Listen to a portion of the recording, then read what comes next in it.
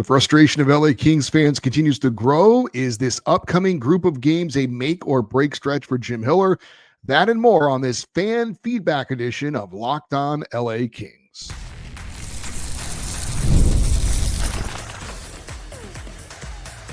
You are Locked On Kings, your daily podcast on the Los Angeles Kings.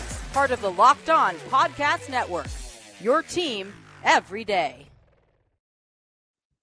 Hey, Kings fans, welcome to Locked On LA Kings, part of the Locked On Podcast Network, the #1 sports podcast network, your team every day. Thanks for making Locked On LA Kings your first listen every day. We are free and available wherever you get your podcasts and on YouTube. I'm Eddie Garcia, your host of Locked On LA Kings. I've worked in sports media for the past 30 years, also one of the co-hosts of Locked On NHL Game Night, a nightly podcast and YouTube show that recaps the night in the NHL, and a passionate LA Kings fan for over 30 years. It is time for another Kings fan feedback show. We've got a great group of emails. I'm going to read them in the order in which they were received, and I did have to edit some of them down a little bit for time so we could try and get everybody's email in this week. Let's get right to it. We start with David in Long Beach, and he says, everydayer, but first email. Great to have you along, David. He says, watching the Winnipeg game, the Kings team is pretty mediocre. I know it, you know it, we all know it, but I have trouble believing they are this bad. Playing like this, they'd probably lose to the Ontario Reign, which brings me to my question. Do you think key players on this team are tanking on purpose with the intention of getting Jim Hiller fired?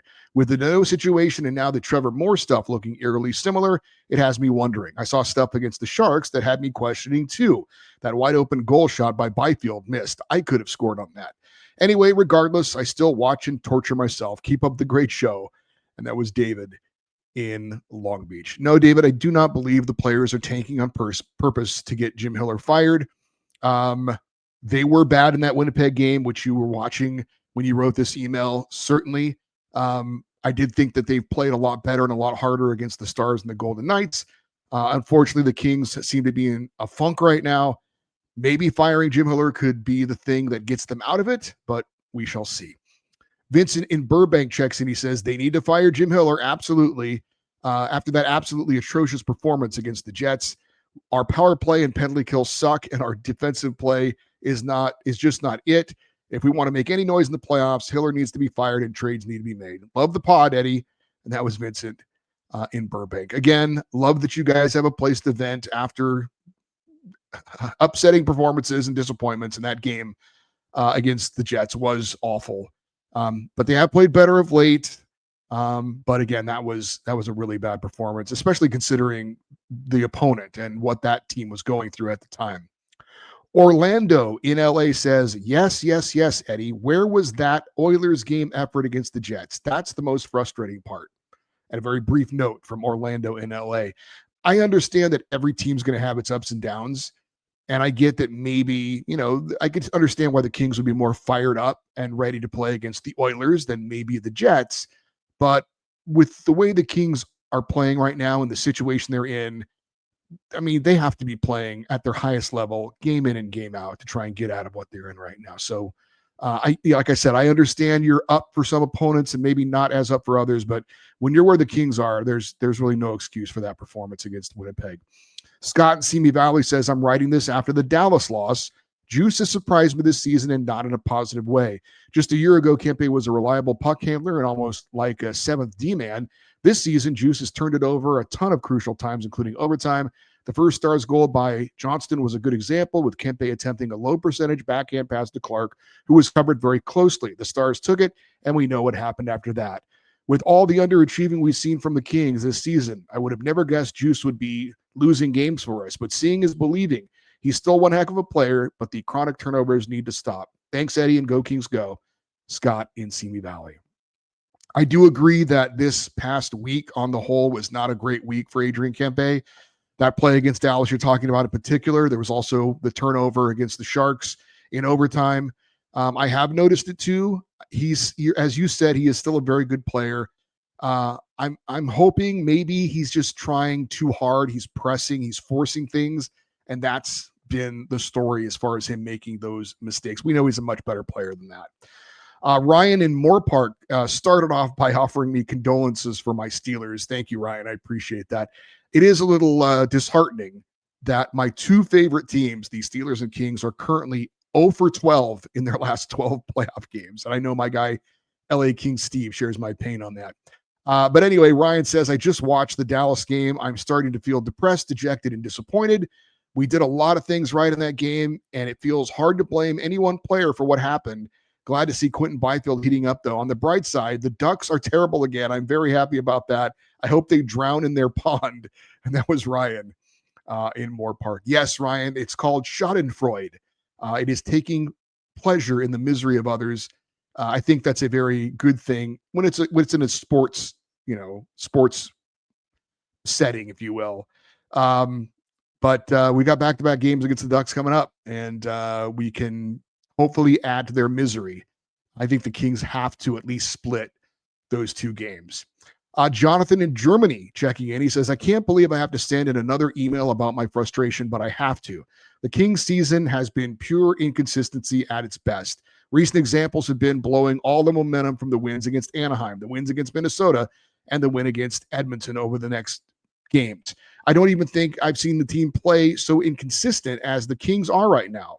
It is reaching a point where I can't even be super happy about wins anymore because I already sense that the Kings will choke all the positive energy within the next one or two games again. Alex Tuck and Jason Robertson might be available on the trade market in the near future. I think the Kings should definitely explore a possible trade for Tuck if he hits the market. And if the Stars look to move Robertson anytime soon or later, the Kings should go all in for that guy. Both moves would fix the center issue the Kings will have to face next offseason and getting the offense going again. And in Robertson's case, turn the Kings into a cup contender, something they don't really seem to be right now, unfortunately. Let's just hope that the Kings find a legit turnaround soon. I finally want to see this team beat the Oilers in the playoffs after I was laughed at by my Draisaitl and Oilers-loving fellow German hockey fans for 4 straight years, and that was Jonathan in Germany. Jonathan, I think it's a really good point about the Kings not getting any momentum from some of these good wins that they have of late. I think that is true.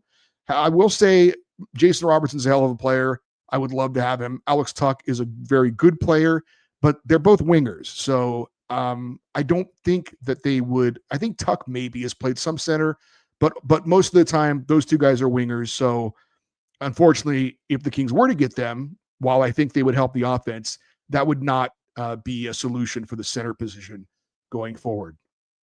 Dario in Surprise, Arizona says, I just watched a video that Elias Pettersson was linked to the Kings. Byfield and Clark were mentioned, but I don't believe the Kings would trade them. Would you give up a couple of first rounders for Peterson, or would that even be enough for the Canucks? I know you mentioned Alex Tuck before. I know that Tuck has been linked to the Kings. I would love to see either one or both of them on the Kings, but at what price? Thank you for all you do, Eddie. Go Kings, go. And that was Dario in Arizona. Well, Elias Pettersson of the Vancouver Canucks has a full no movement clause, so he controls where he's going to go. He's also signed through 2032 at $11.6 million per season. I'm not a fan of his personally. I know he had a 100-point season, but I think that was an anomaly. I don't think that's really who he is. I guess you would argue, hey, change of scenery. Maybe you pair him up with fellow countryman Adrian Kempe and they could cook together. I think Elias Pettersson definitely needs a scoring winger to help him to be the player that he can be. But I'm not a fan of his. I would not go after Elias Pettersson. And I also would not include Brandt Clark in any kind of a deal that didn't involve some sort of legit star coming back the other way. Alex in San Gabriel says, I've been an everydayer for 3 years. Thank you, Alex. But this is my first time writing in. First off, I just want to thank you for always being a Kings fan first and giving us fans a platform as well.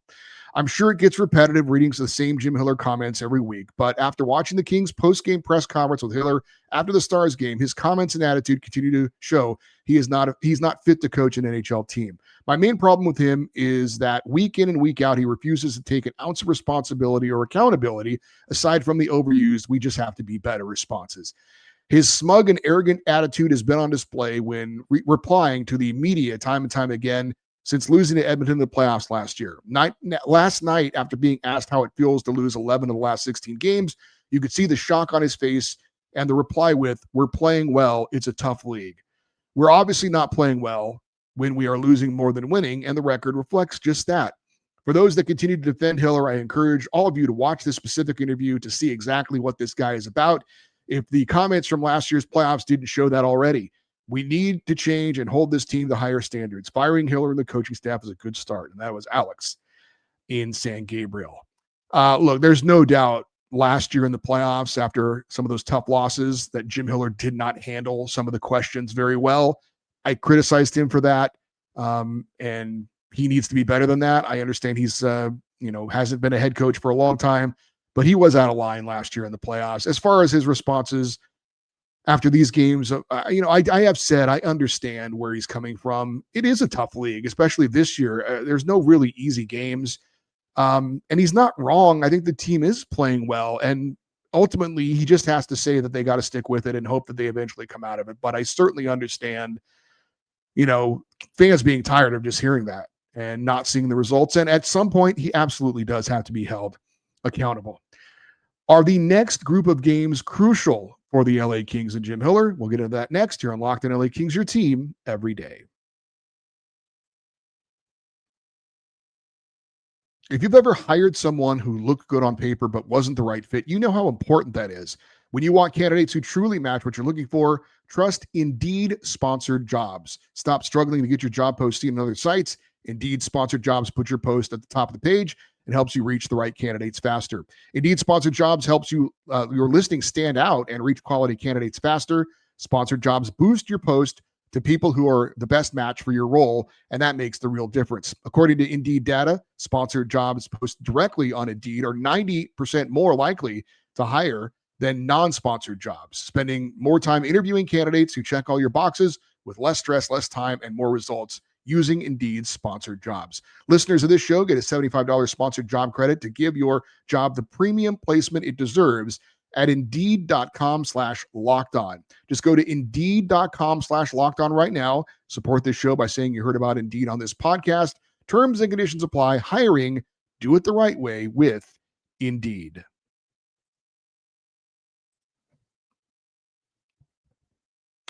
I'm going to read a group of emails together and kind of respond to them afterwards because I think they're kind of all hinting around the same type of theme. And I think my answer will kind of answer a lot of these here. So we're going to start with Fred Glasser in Orange. He says, it seems like we're still in the same spot we've been in for weeks, if not nearly 2 months. We're still a 3-game losing streak from missing the playoffs. And if we go on a 3-game heater, we'd be sitting pretty come the Olympic break. I'll add, if we don't get any points the rest of the week, I'd be shocked if Hiller kept his job.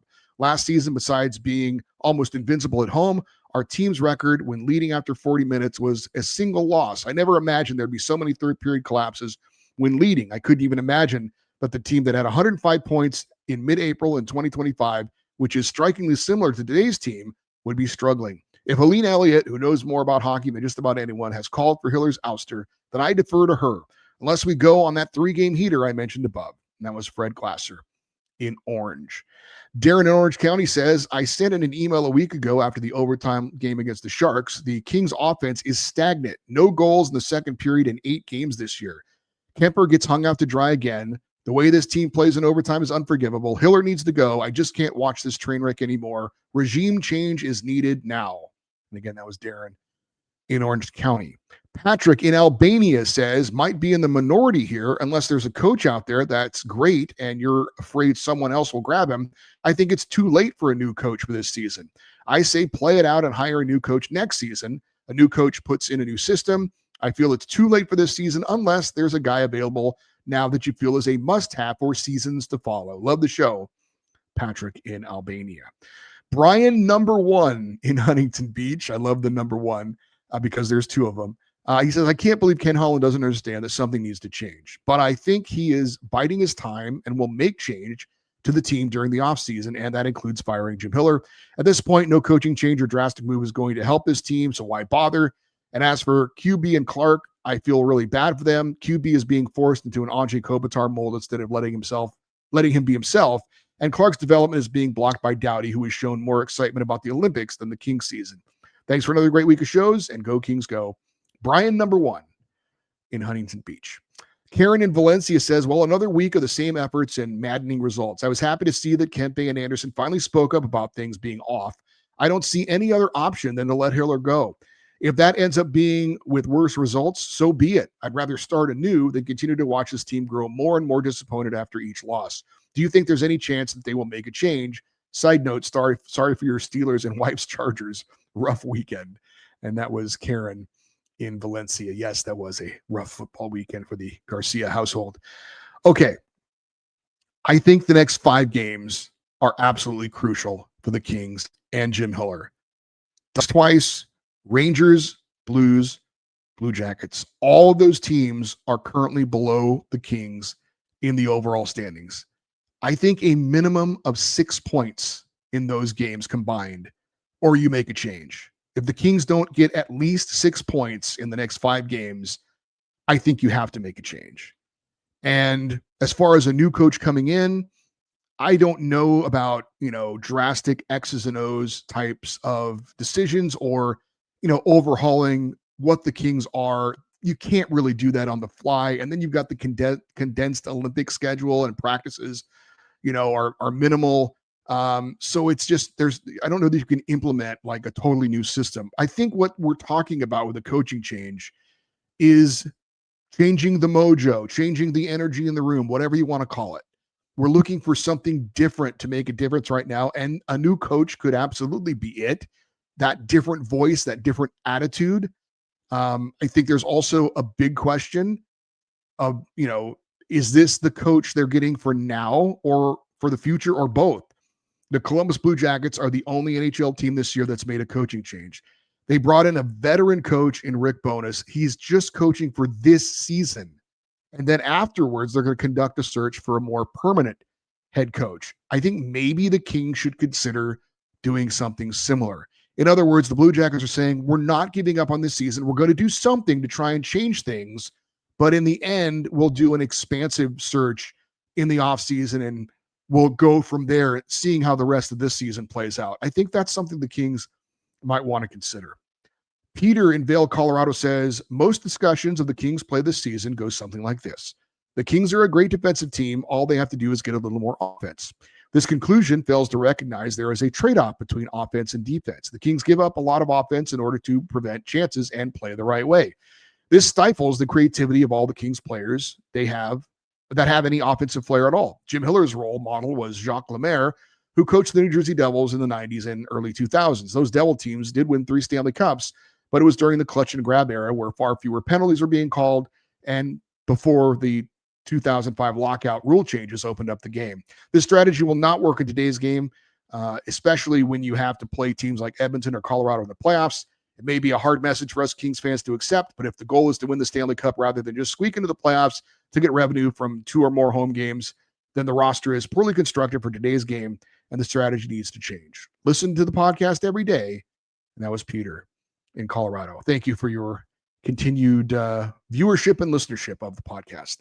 I do get the idea that the Kings being a defensive first team likely means that they're not going to be a top offensive team in the league, but I don't know that the lack of offense is because of how good their defense is. I mean, you look at the Colorado Avalanche; they're the best team in the NHL offensively, and they're the best team in the NHL defensively. I don't know that you have to sacrifice one for the other necessarily. I think specifically the power play. I don't think that has anything to do with their struggles on the power play, right? That doesn't really have anything to do with their defensive system, I don't think. You are correct. Jacques Lemaire, I know, was a big mentor to Jim Hiller, and that certainly was a different era. But Jim Hiller is supposed to be known as a creative, kind of forward-thinking coach. I don't know that I've seen a lot of that, specifically when it comes to the power play. So that's been one of the big things, I think, as far as criticizing Hiller and the coaching staff has been, it seems like the lack of being able to adjust to certain things is an issue. And obviously the special teams are an issue as well. Someone thinks Ed and Brea should be the next coach of the LA Kings. That's a frightening thought. That's next on Locked On LA Kings, your team every day. The NFL playoffs are here. Rams are still alive, and FanDuel is officially in playoff mode. Every game day during the NFL playoffs, FanDuel is giving customers even more ways to get in on the action, because right now, every NFL playoff game day, FanDuel users get a profit boost pack waiting for them inside the app. Each game day, you'll see a pack loaded with multiple profit boosts you can apply to bets you like the most. Open your profit boost pack first thing on game day and see what boosts you want to apply. The boosts let you lean into your game day instincts, whether you're backing momentum, defense, quarterback play, or coaching. The boost gives you more juice on the bets you already like instead of forcing you to bet on something new. Every play feels bigger, and the boost makes your bets feel that way too. Make your picks, then apply your profit boost to go for even bigger payouts while the playoffs get rolling. So visit FanDuel, the official sportsbook partner of the NFL, and grab your profit boost packs every NFL playoff game day. Travis in SoCal checks in. He says, writing you after our overtime loss to Vegas. Currently, we are tied with San Jose in points, but sitting outside of the playoff spot, and it has me really worried about this team moving forward. Even with Kopi, Armia, and more coming back, I don't think it moves the needle much, as we've been playing better without them and still aren't getting the needed points.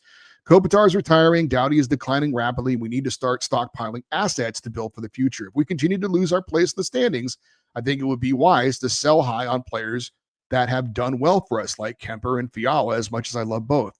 A team like Carolina would be willing to deal a first-round pick for Kemper to upgrade their goaltending, and Fiala is easily what could fetch a first-round pick plus a blue-chip prospect or good roster player. And I'm only saying Fiala because we should be building around Clark, Kempe, LaFerriere, and QB. Go Kings, go. And that was Travis in SoCal. Well, like I said, I think the next 5 games are crucial in terms of a coaching change, and then after the Olympic break, you've only got 5 games until the trade deadline for the Kings to decide what they're going to do for this season. So things could be happening very quickly. Tough decisions we're going to have to be made. I think it would take a pretty epic collapse for the Kings to decide they're going to start the rebuild now.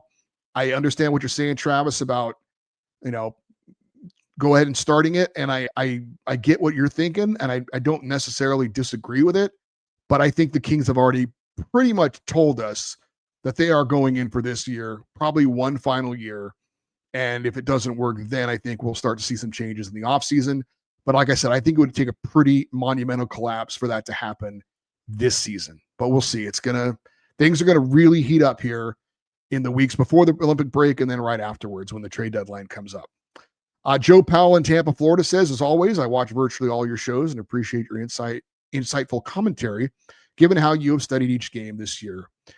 I propose that we all should look differently why the offense often struggles with the team scoring only 1 or 2 goals in many games this season. In effect, the Kings can't or won't solve the defenses they come up against. The Kings sometimes get only 4 or 5 shots per period on the net. To me, that means that they are being successfully defended. The Kings may go 1 or 2 periods before a single goal is scored. This is indicative that they are being outplayed defensively. Hiller appears to be outsmarted by the defensive structure and plays. That is, Hiller can't figure out how to coach his team to overcome these defenses. Hiller comes across as clueless, listless, and complacent over these problems. Hiller is just failing in his job, period. Game after game, the Kings exhibit the same offensive sputtering and dysfunctions. That's on the coach. On paper, the Kings have the offensive talent, but their collective problem is the inability to crack up and wear out down other defenses. That is correctable, but not by Hiller. And that was Joe in Tampa. The thing that I think, look, Jim Hiller was very successful for the period he took over after Todd McClellan last year in the regular season. 82 games last year, and then 34 games before that. The Kings had a record of 69, 37, and 10. So I guess what I'm confused is what has changed from those, first games last season and, the kind of the half season before that to this year. And I guess the argument is when everything's going well, then Jim Hiller's fine. But when he has to adjust to things or when things aren't working the way they were and he's got to try something different, it doesn't seem like maybe he has the ability to be able to do that. So like 116 games worth, I mean, he looked like a pretty good coach, at least in the regular season. And we have much of the same players. So it is confusing, right? How things have gone from where they were to how they are this year. Because again, I think Jim Hiller showed, if this was Jim Hiller's first season as head coach, then he'd be like, oh, this guy can't coach. But I mean, the team did very well under him and all the things he does for about 116 games, but it's not working this year. Chris, aka King or Fan O Kings. Sorry, Chris. Chris, also known as Fan of Kings, is from Seattle, formerly Santa Barbara. He says, I started listening to your podcast this past summer. Haven't missed an episode since. Thank you, Chris. Thank you for all you do. First comment as well. So I don't recall seeing the Kings struggle exiting the defensive zone as I have this season. There are so many turnovers that could easily be prevented. Is it just me or do you agree? Thanks again for all that you do. And that was Chris in Seattle. I don't know that I necessarily see them struggling to get the puck out of their own end. I do see that they rarely exit the zone with any speed.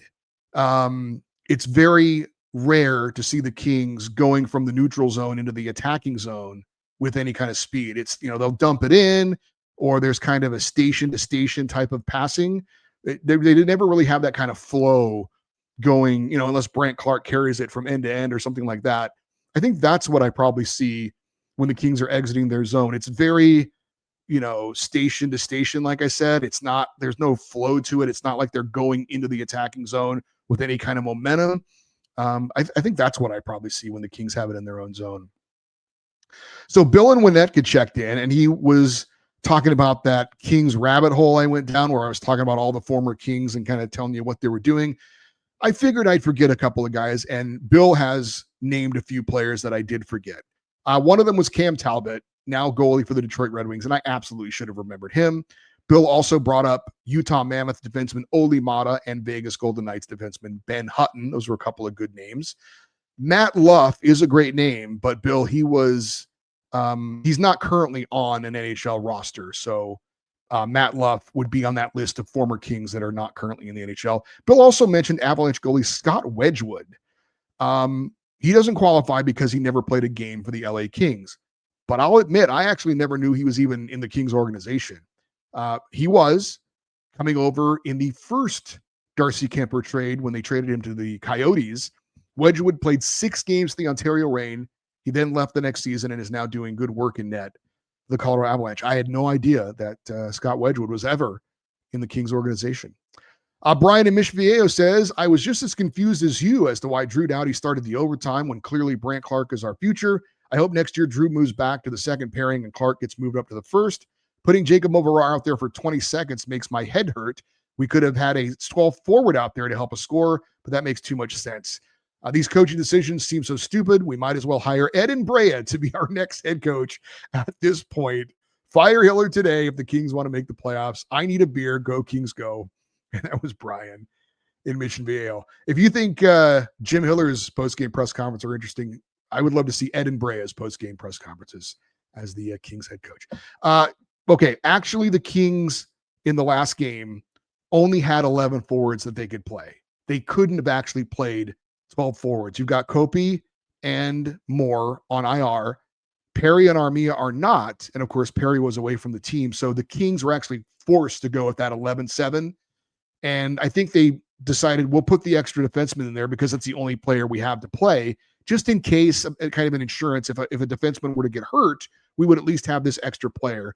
That having been said, I do think playing Jacob Moverar for 22 seconds was a little ridiculous. All right, Ed and Brea checks in. He started off his email with this absurd rant about the Ducks, which I will not read. And even though the Ducks have lost 8 of 9, he insists that the Kings are the Ducks are going to win the Stanley Cup. Ed, this football season, how did that go? You told me so many times that the Chargers were going to win the Super Bowl. How did that go? I think you need to stop the predictions. That's all I'm saying. Now, as far as what Ed did say that I will read, he said Adrian Kempe is not living up to his offensive talent for the money the Kings are paying him. This team has no talent to carry. Oh my goodness, I'm sorry. That might have been the first sneeze in the history of Locked On LA Kings. Let me continue with what Ed said. Adrian Kempe is not living up to his offensive talent for the money the Kings are paying him. This Kings team does not have the talent to carry or take over a game when needed. David Riddick is having a good season and has more wins than Anton Forsberg in a cheaper contract, another move the Kings made a mistake on. Anyway, hope you have a good weekend. Keep up the good work. And that was Ed and Brea who says, "Go Kings, go." Ed, didn't you? I'm pretty sure at some point you said you liked the Anton Forsberg move to get him over David Riddick. So you were on board. I think you were on board with that decision at the time. But yes, it is not. It is one of those decisions that has not worked out. I will agree with you on that. Hey, Locked on LA Kings, thinking about having a watch party. There is a game Sunday, February the 1st. The Kings are playing on the road against the Carolina Hurricanes. It is a noon game on Sunday, February the 1st. I'm thinking about organizing an LA Kings watch party. I know there's not a location next, and I know that's a big thing, but if you are available Sunday, February the 1st at noon for an LA Kings watch party, email me, let me know, and we'll see if we can make that happen. Thank you to everyone who took the time to email this week. The show is literally not possible without your participation. Thank you again. Appreciate it. You guys all did a great job. Our next show is going to be recapping and analyzing the first game between the Kings and Ducks on Friday. And then our next show after that will be the second game, breaking down the Kings Ducks from Saturday. A couple of big games coming up against our neighbors to the south.